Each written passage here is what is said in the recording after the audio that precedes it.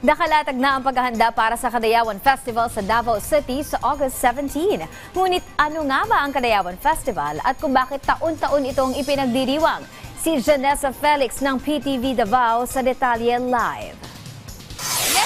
Nandito ako ngayon sa mismong tribal village dito sa Magsaysay Park sa Davao City. Suot itong traditional na kasuotan ng tribong Bangsakagan kung saan humingi rin ako ng pahintulot mula sa tribo upang masuot ito. Isa lang ito sa 11 tribo sa Davao City na hanggang ngayon ay nananatili pa ring buhay sa lungsod. Ang Kadayawan Festival ay isang paraan upang i-promote ang kaalaman at pagkilala sa 11 tribo ng Davao City. Layunin din ang selebrasyon na maunawaan ang pinagmulan ng lungsod at ang papel ng mga tribo sa pag-unlad ng Davao ngayon. Binubuo ang 11 tribo ng 5 katutubong tribo o indigenous people at 6 na Moro tribe. Kabilang sa Moro tribe ang Bangsakagan na siyang itinuturing na mga katutubo o native inhabitants ng lungsod.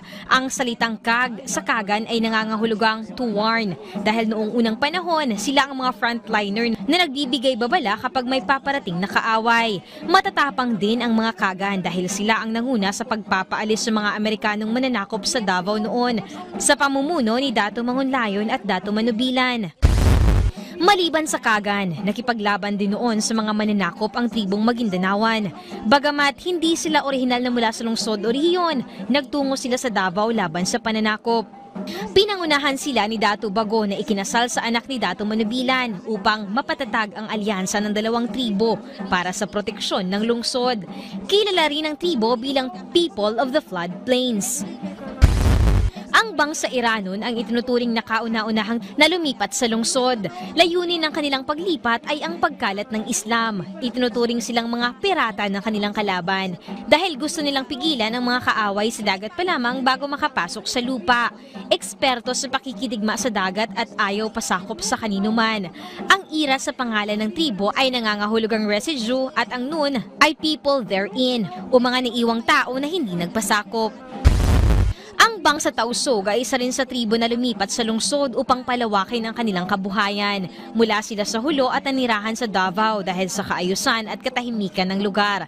Ang salitang Tausug ay nangangahulugang taong mula sa Hulo dahil ang Sug ay mula sa lumang pangalan ng Hulo. Ang Bangsa Maranao ay kilala bilang People of the Lake na galing sa Lanao del Sur at lumipat sa Davao para magnegosyo. Isa sa mga simbolo ng kanilang tribo ang sarimanok na sumisimbolo ng kanilang karangalan, pagkakaisa at katatagan.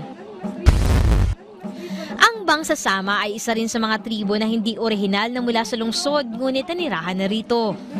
Mula sa Tawi-Tawi at Sulu, kilala ang mga Sama bilang mapayapa at umiiwas sa kaguluhan. Naninirahan sila malapit sa dagat at ang pangunahing hanap buhay ng kalalakihan ay pangingisda. Ang karamihan sa mga Moro tribe sa lungsod ay mula sa iba't ibang bahagi ng Mindanao. Pinili nilang manirahan sa Davao dahil sa kapayapaan at pag-unlad ng lungsod.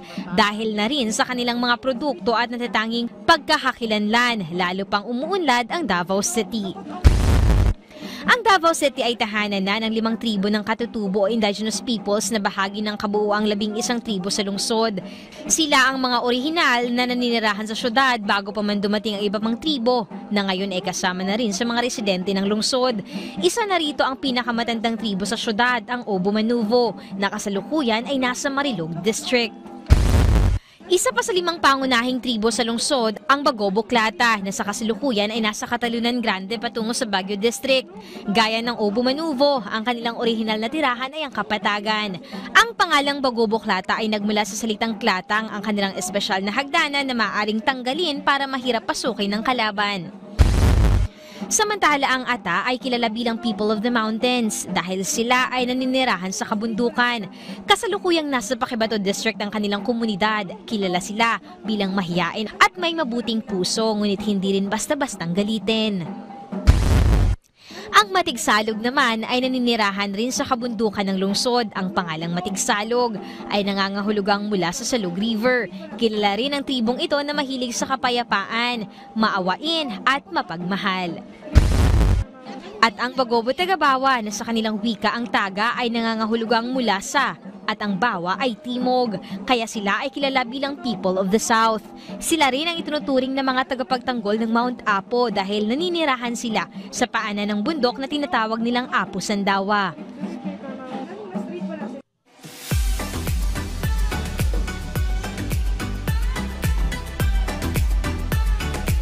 Salamat, Janessa Fele.